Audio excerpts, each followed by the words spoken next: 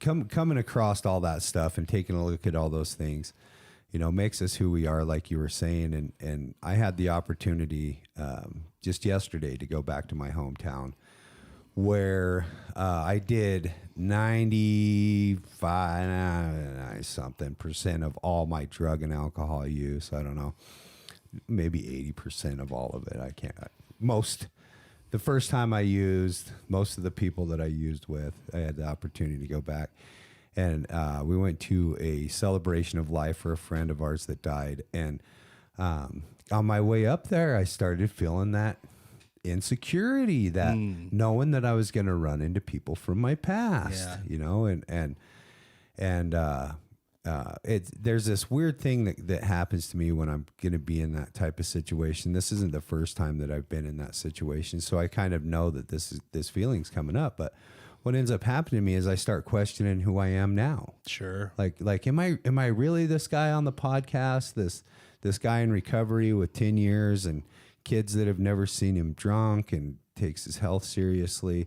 Because the people that I knew I was going to see at that celebration for life were, for the most part, only ever knew me in that state of mind, right? When I started getting clean, I left. I was gone from my hometown. I went to rehab outside of my town. I moved outside of that town. I went to work outside of that town. Well, you had your last arrest here. I had my last arrest here in Utah, which is away from my hometown. Right. And so there was that nervous feeling, and I start questioning myself. And then I start thinking am I going to be accepted again? Are people going to bring up old shit? Am I going to run into people I had problems with, and all those things? And as time progressed, I realized that I don't give a fuck anymore. We got there, and there was a bounce house for the kids, and it was actually a celebration for life. There was a lot of fun stuff going on, and people were enjoying each other. And I did run into some people from my past that I wasn't expecting to see. Right. Did any of that stuff happen where they were still holding a grudge, or they looked at you in that negative light? There was one person that kind of felt like he needed to apologize for something, which I explained to him, and he's not in recovery or anything. He just felt like there was something owed there. I don't know.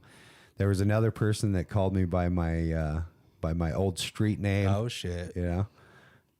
And I was like, who are you?